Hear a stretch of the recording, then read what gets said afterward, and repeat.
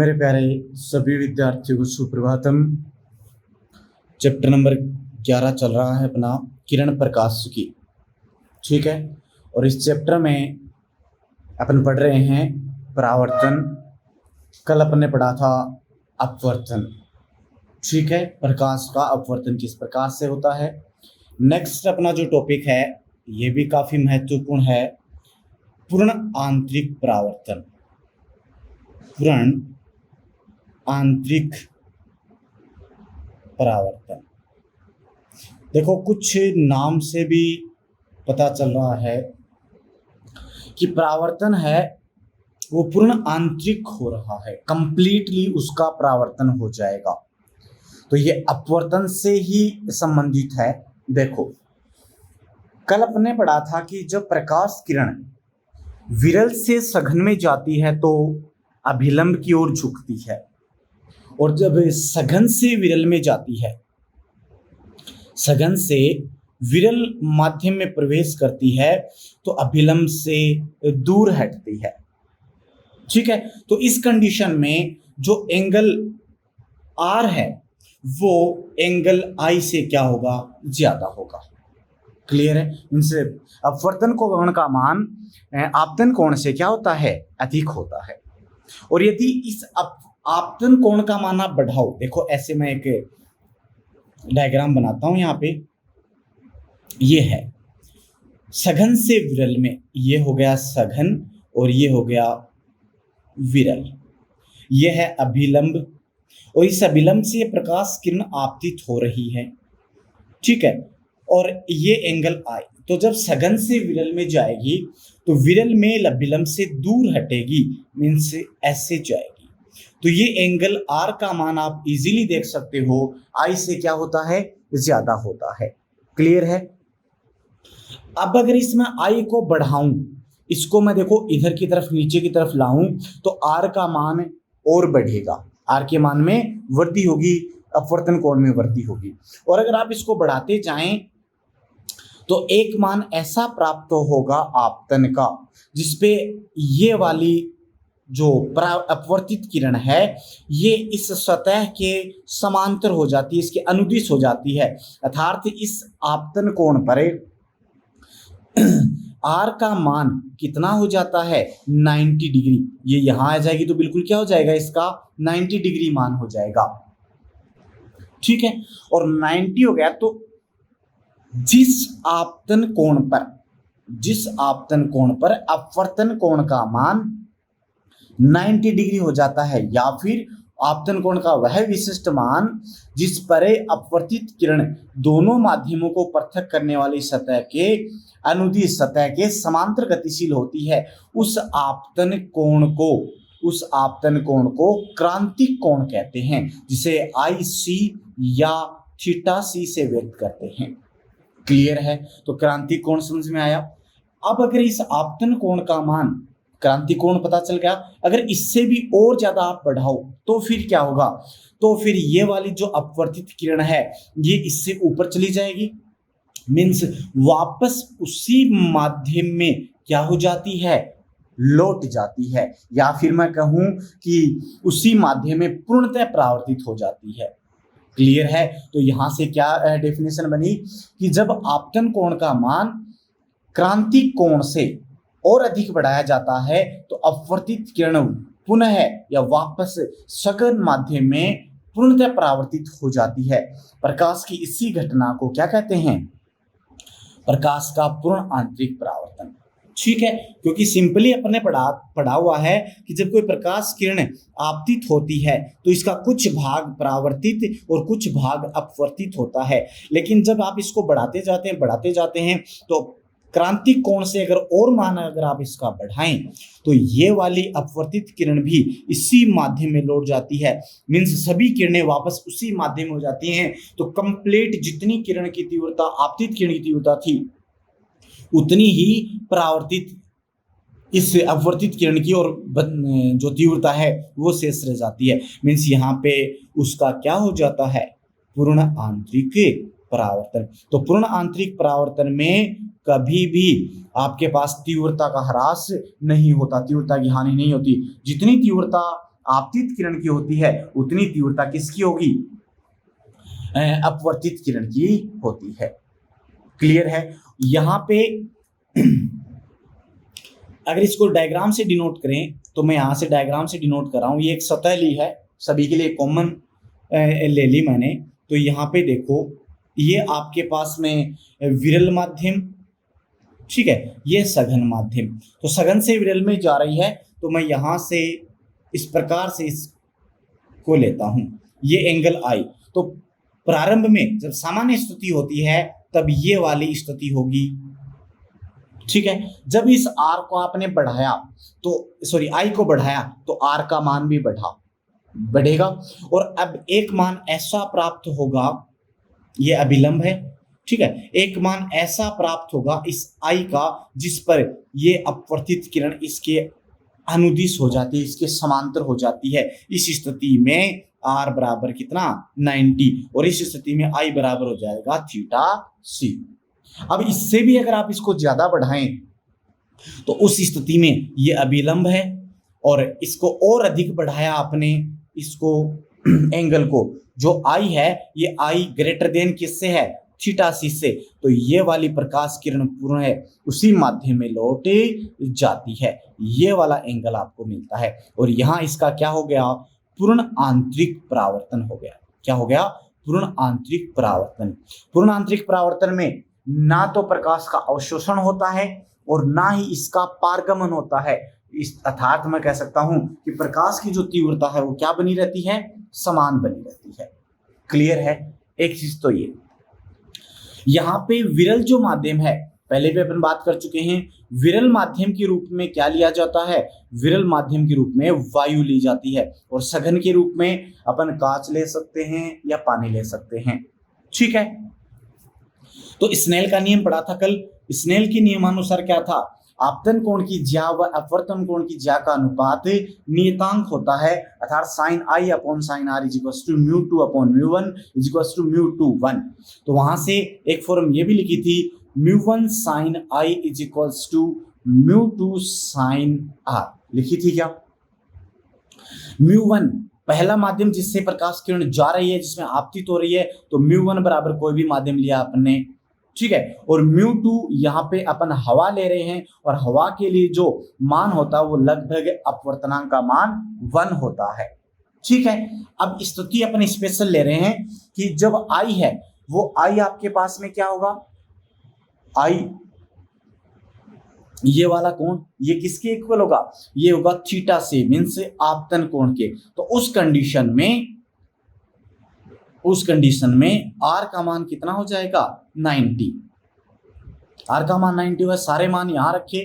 तो देखो mu m sine i c मतलब sine theta c is equals to mu two 1 हो गया, और साइन आर साइन 90 का मान कितना होता है भाई 1 होता है। कितना होता है 1।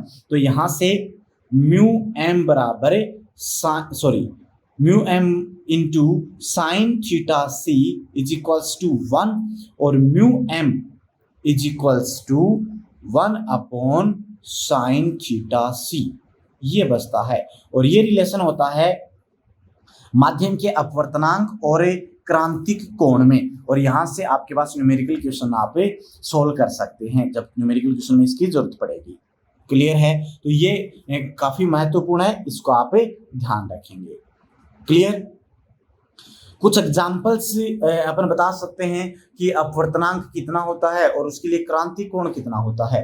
जिससे मैं बात करूं जल की, तो जल का जो म्यू है वो होता है 1.33, और इसके लिए थीटा सी का मान होता है 48.75, ठीक है। ऐसे क्राउन कांच ले सकते हो, फिलेंट कांच ले सकते हो, डायमंड ले अपन हीरे के लिए म्यू का मान होता है 2.42, अपवर्तनांक इसमें सबसे ज्यादा, और इसके लिए क्रांतिक कोण का मान, क्रांतिक कोण होता है 24.41 डिग्री। तो अगर इस मान से ज्यादा एंगल पर आप प्रकाश किरण आपतित करवाएंगे, उसी स्थिति में यहाँ पर क्या होगा, उसका पूर्णांतरिक परावर्तन होगा। क्लियर है। ये तो हो गया पूर्णांतरिक परावर्तन। तो पूर्णांतरिक परावर्तन में पहला जो उपयोग है, पहला जो इसका घटना है वो है मृग मरीचिका। मृगमरीचिका, या इसका दूसरा नाम है मृगतृष्णा। ठीक है, तो क्या होगी मृगमरीचिका? रेगिस्तान में अगर देखो अपन, तो रेगिस्तान में जब अपन जाते हैं तो वहां पे जो भी पेड़ पौधे हैं, उन पेड़ पौधों की अपने को छाया प्रतीत होती है। ठीक है, और छाया कहाँ प्रतीत होती है? पानी में। तो अपने को वहां पे पानी के होने का एहसास होता है, आभास होता है, उसी को अपन क्या कहते हैं? मृगमरीचिका कहते हैं। क्लियर है? तो होता कैसे, देखो ये रेगिस्तान है और इस रेगिस्तान में मान लो ये कोई यहाँ पे पेड़ खड़ा है। ठीक है, यहाँ जो इस सतह है, पृथ्वी की सतह के जो नजदीक वाली वायु है, यहाँ का तापमान क्या हो जाता है? बहुत अधिक। और तापमान अधिक होने से ये घनत्व कम हो जाएगा, तो ये कैसा बिहेव करेगा? विरल माध्यम की तरह। ठीक है, और उससे ऊपर वाला कैसा बिहेव करेगा? सघन माध्यम की तरह। ठीक है, तो जब यहाँ से इस पेड़ से होती हुई कोई प्रकाश किरण आती है, इस प्रकाश किरण का क्या हो जाता है? पूर्ण आंतरिक परावर्तन। क्योंकि देखो कहां से आ रही? सघन से विरल में। और जब सघन से विरल में किसी विशेष आपतन कोण से अधिक कोण पर आपतित होगी, तो यह प्रकाश किरण पूर्णतः क्या हो जाती है? परावर्तित हो जाती है। तो इसका क्या हो जाता है? पूर्ण आंतरिक परावर्तन। क्या हो जाता है? पूर्ण आंतरिक परावर्तन। और यहाँ पे जो ऑब्जर्वर है, देखने वाला है, उसको ऐसा लगेगा कि यह प्रकाश किरण कहां से आ रही है? इधर से आ रही है। तो इसको यहां इस पेड़ की क्या दिखाई देगी? छाया। और छाया कहां पे दिखाई देती है? हमेशा छाया पानी में दिखाई देती है। तो अपने को जल ऐसा प्रतीत होगा कि यहाँ पे क्या है? जल है जिसमें अपन छाया देख रहे हैं, लेकिन वास्तव में यहाँ पे कोई जल नहीं होता, केवल ये एक भ्रम होता है। इसी को अपन क्या कहते हैं? मृगमरीचिका, मिराज कहते हैं, मृग तृष्णा कहते हैं। तो ये मृग तृष्णा देखो, हिरण, मृग हिरण, तृष्णा मीन्स प्यास। तो उसकी प्यास के अकॉर्डिंग बना, उसको ऐसा प्रतीत होगा कि यहाँ पे पानी है और वो पानी को देखता हुआ इधर चला आता है। लेकिन जब इसके पास आता तो वहां पे कोई भी पानी नहीं दिखाई पड़ता। गर्मियों के दिनों में अपन जब ऑन हाईवे भी अपन जाते हैं, तब भी अपना ऐसे को ऐसा प्रतीत होता है। तो यहाँ पे अपन इजीली देख सकते हैं मृगमरीचिका, मृग तृष्णा। क्लियर है? सेकंड जो अपने पास होता है वो होता है हीरे का चमकना। नेक्स्ट होगा हीरे का चमकना। तो हीरा क्यों चमकता है? हीरे की जो सतह होती है, जो हीरा होता है अपने पास में, उसकी कटिंग इस प्रकार से होती है, उसकी सतह की कटिंग इस प्रकार से होती है कि जब इसमें कोई प्रकाश किरण अंदर चली गई, ठीक है, अंदर इसमें प्रवेश कर गई, तो प्रवेश करने के पश्चात वो प्रत्येक सतह पे बनाने वाला एंगल जो होगा वो आपतन कोण का मान क्रांतिक कोण से ज्यादा होगा। किससे ज्यादा होगा? क्रांतिक कोण से। और जब क्रांतिक कोण से ज्यादा होता है तो उस स्थिति में साथ ही इसका जो अपवर्तनांक है, अपवर्तनांक वो होगा कांच से भी ज्यादा होता है। ठीक है, क्रांतिक कोण का मान कम होता है। तो जब ये प्रकाश किरण इसमें प्रवेश कर जाती है तो उसके पश्चात इसका पूर्ण आंतरिक परावर्तन होगा, जो कि प्रत्येक सतह से होगा। और प्रत्येक सतह से जब इसका पूर्ण आंतरिक परावर्तन होगा तो ये किरण, प्रकाश किरण इसी के अंदर परावर्तित होती रहती है, जिसके परिणाम स्वरूप इसकी कोई हानि नहीं होती, कोई प्रकाश की तीव्रता में कोई हानि नहीं होती। तो ये हीरा अपने को चमकता हुआ दिखाई देता है। क्लियर है? नेक्स्ट होता है कांच की दरार का चमकना। कांच की दरार का चमकना। कांच की दरार, कांच में जब कोई दरार आ जाती है, टूट जाता है, तो वो चमकती हुई दिखाई देती है। क्यों? जैसे मान लो दो सतह बन जाते हैं उसमें, और उन दोनों सतह के बीच में क्या भर जाती है? वायु। और बाहर क्या होता है? कांच होता है। ठीक है, तो जब प्रकाश किरण इस कांच से, जो कि सघन है, इस वायु विरल माध्यम में प्रवेश करती है और एक विशेष आपतन कोण पर प्रवेश करेगी, तो उस स्थिति में उसका क्या होता है? उस स्थिति में उसका पूर्ण आंतरिक परावर्तन होता है। और पूर्ण आंतरिक परावर्तन के फलस्वरूप वो अपने को क्या दिखाई देती है? वो दरार चमकती हुई दिखाई देती है। ये तो कुछ इसकी घटनाएं थी जो अपने को देखने को मिलती हैं। क्लियर है? नेक्स्ट जो है वो इसका उपयोग है प्रकाशीय तंतु में, ऑप्टिकल फाइबर जिसको अपन कहते हैं, प्रकाशीय तंतु में क्या होता है कि जो दर्शे और सर्वे जो संकेत होते हैं उनको काफी अधिक दूरी तक भेजने के लिए, वो भी बिना किसी हानि के, अपन प्रकाशीय तंतु का उपयोग करते हैं। होता क्या है, इस प्रकाशीय तंतु में एक बेलनाकार बिल्कुल महीन, जिसका व्यास बहुत कम होता है, बाल से भी कम होता है, इस प्रकार का क्रोड होता है जो कि उच्च क्वालिटी के क्वार्ट्ज या ग्लास से बना होता है। क्लियर है? जो एक सघन माध्यम की तरह व्यवहार करेगा, ये क्रोड होता है। और इसके बाहर एक सॉफ्ट या फिर मैं कहूँ इससे कम अपवर्तनांक का एक पदार्थ से बनी हुई पट्टिका होती है, जिसे अपन कहते हैं अधिपटन, जो एक विरल माध्यम की तरह व्यवहार करती है। तो जब यहाँ कोई प्रकाश किरण इसमें प्रवेश करेगी किसी विशेष आपतन कोण पे, तो सघन से किस में जाएगी? विरल में। सघन से विरल में जाती है, तो जब विशेष आपतन कोण पे होगी तो वापस वह कहाँ लौट जाएगी? उसी सघन माध्यम में। वापस उसी सघन माध्यम में लौटने से इसका क्या हुआ? पूर्ण आंतरिक परावर्तन होता है। क्लियर है? और ये पूर्ण आंतरिक परावर्तन बार बार इसी सतह से होता है, जिससे कि कोई भी अपने को सिग्नल की हानि नहीं होती। और जितनी तीव्रता का सिग्नल अपन इनपुट में देते हैं, उतनी तीव्रता का सिग्नल अपने को आउटपुट में मिलता है। तो बिना किसी हानि के प्रकाशीय संकेतों को अपन अधिक दूरी तक भेजने के लिए इसका उपयोग करते हैं, जिसमें क्या होता है? प्रकाश का पूर्ण आंतरिक परावर्तन होता है। क्लियर है? तो ये कुछ इसके उपयोग थे, और इसके कहीं पर घटनाएं अपने को देखने को मिलती हैं। ठीक है, नेक्स्ट अपना जो टॉपिक है वो काफी महत्वपूर्ण है। आगे वाले टॉपिक्स में लेंस में अपन उसका यूज करेंगे। ठीक है, वो है गोलीय पृष्ठ पर अपवर्तन। गोलीय पृष्ठ द्वारा अपवर्तन काफी महत्वपूर्ण है, इसका यूज अपन लेंस में करेंगे। ठीक है, तो ध्यान से देखेंगे आप इसको। नेक्स्ट है गोलीय पृष्ठ पर अपवर्तन। अपवर्तन, इसके लिए अपन एक गोलीय पृष्ठ की कल्पना मानेंगे कि अपने पास एक गोलीय पृष्ठ है और उस गोलीय पृष्ठ पर कोई प्रकाश किरण आपतित होगी। ठीक है, तो देखें, अपन ने मान लिया कि अपने पास एक गोलीय सतह है, ये एक गोलीय सतह हो गई। ठीक है, जैसे ग्लास ही मान लिया, सिंपल ग्लास, लेकिन वो गोलीय है। ये इसकी मुख्य अक्ष, ठीक है, और ये इसका ध्रुव हो गया। गोलीय को नाम दे दिया मैंने ए बी। अब मैंने माना कि यहां पर कोई बिंदु बिंब स्थित है, ऑब्जेक्ट स्थित है ओ। अब इससे दो प्रकाश किरणें निर्गत हो रही हैं, क्योंकि प्रतिबिंब बनने के लिए कम से कम कितनी प्रकाश किरणें चाहिए? दो। तो दो चाहिए, तो एक प्रकाश किरण तो इसके अक्ष से गुजर रही है, मीन्स अभिलंबवत है, और दूसरी प्रकाश किरण यहां पे अगर मैं मानूं कि ये इस गोलीय पृष्ठ पे अभिलंब है, जो कि वक्रता केंद्र से गुजर रहा है, सी से। ठीक है, तो यहां किसी कोण पर आपतित है, और वो कोण आपतन कोण क्या हो गया? आई हो गया। ठीक है, इस आपतन कोण पर ये आपतित है, तो ये मान लिया मैंने μ1, इसका अपवर्तनांक मैंने मान लिया μ2।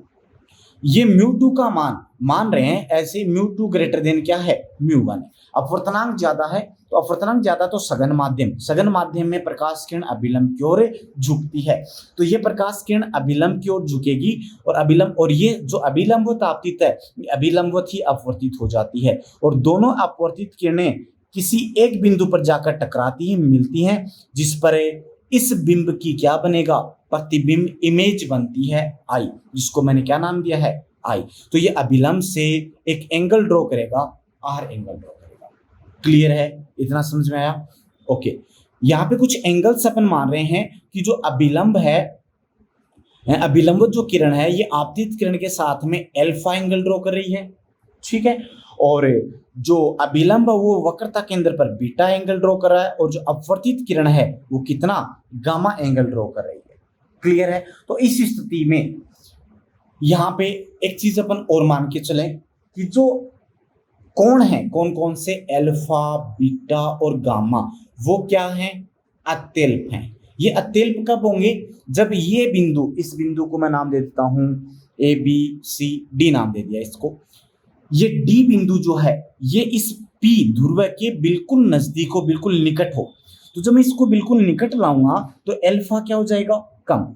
अल्फा कम होगा तो यहां से देखो बीटा भी कम होगा और गामा भी कम होगा, तो ये अत्यल्प होंगे। या फिर मैं कह सकता हूं अर्थात डी पी के बिल्कुल नजदीक है।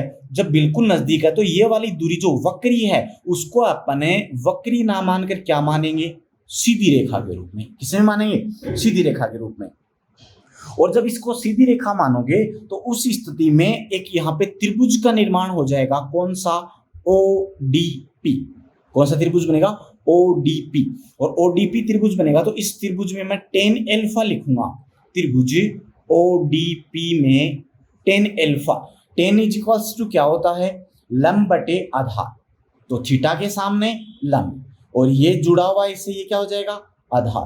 तो लंब हो जाएगा DP upon OP, DP upon OP। Clear है? नेक्स्ट त्रिभुज अपना DPC, बीटा वाला ले लो। त्रिभुज DPC में, तो DPC में क्या आएगा? tan beta. तो tan beta is equals to फिर से लंब बटे आधार, तो लंब DP और आधार हो जाएगा PC, आधार हो जाएगा PC। ठीक है। तीसरा त्रिभुज होगा अपने पास में DPI। देखो DPI यहां पे बना हुआ है गामा, तो त्रिभुज DPI में tan gamma is equals to क्या बनेगा? tan gamma is equals to फिर से ये लंब और ये क्या? आधार। तो लंब तो हो जाएगा DP अपॉन आधार हो जाएगा PI। क्लियर है?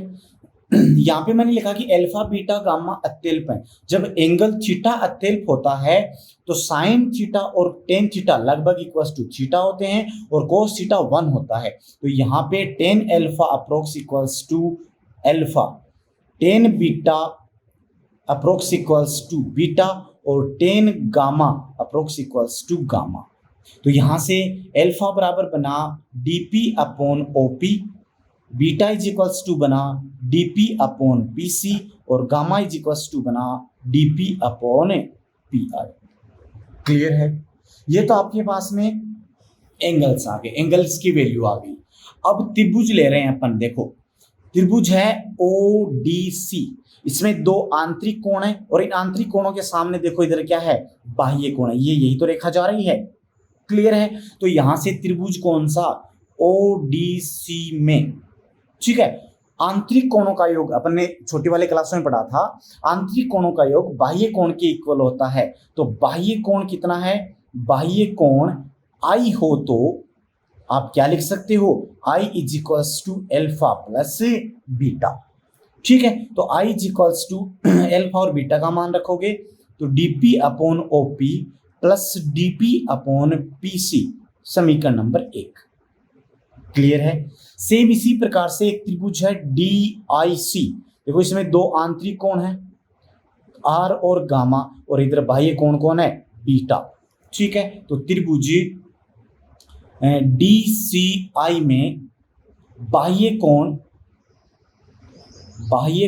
कौन सा है? बीटा हो तो beta is equals to R plus gamma, but अपने को तो R चाहिए, so R is equals to हो जाएगा beta minus gamma.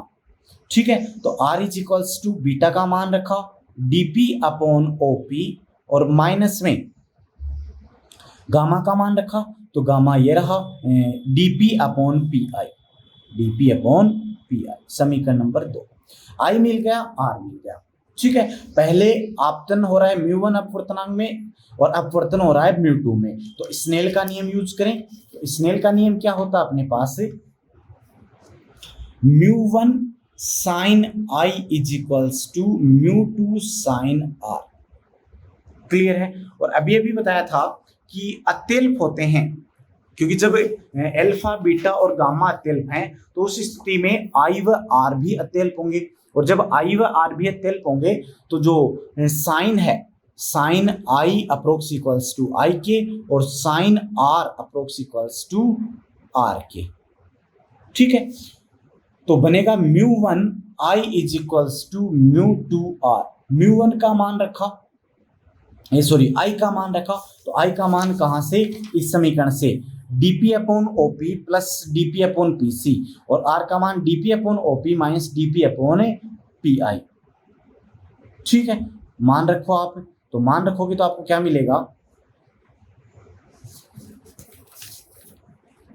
μ1 into DP upon OP plus DP upon PC is equals to μ2 DP upon P C minus D P upon P I. DP दोनों से common आकर cancel out हो गया, same है। इसको multiply किया तो बनेगा mu one upon OP plus mu one upon PC is equals to mu two upon PC minus mu two upon P I. ठीक है, म्यू1 पीसी वाली टर्म को इधर ले जाओ और पी आई को इधर ले आओ तो बनेगा म्यू1 अपॉन ओपी, और पी आई को इधर लाए तो प्लस में बनेगा mu two upon P I is equals to, इधर पीसी गया, पीसी आ गया एलसीएम, तो क्या बचेगा म्यू2 माइनस म्यू1। अब ओपी पी आई और पीसी का मान देखें तो देखो ओपी क्या है, ओपी बिंब की दूरी, आपतित किरण इस दिशा में, ध्रुव से दूरी मापेंगे, विपरीत दिशा में जाएंगे तो ओपी माइनस आएगा, बिंब को माइनस यू से लिखते हैं तो माइनस यू। ठीक है, फिर पीसी, पीसी देखो ध्रुव व वक्रता केंद्र के बीच की दूरी जो कि क्या होती है वक्रता त्रिज्या, इसी दिशा में मापेंगे और इसी दिशा में आपतित किरण है तो ये पॉजिटिव। फिर पी आई प्रतिबिंब की दूरी v से लिखते हैं, ये भी p से मापेंगे, आपतित किरण की दिशा में है तो ये भी धनात्मक होगी। तो देखो क्या क्या मिला अपने को, OP इज इक्वल्स टू मिला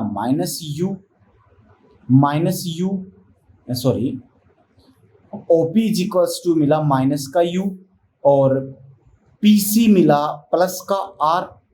ठीक है, और जो PI है वो मिला प्लस का V।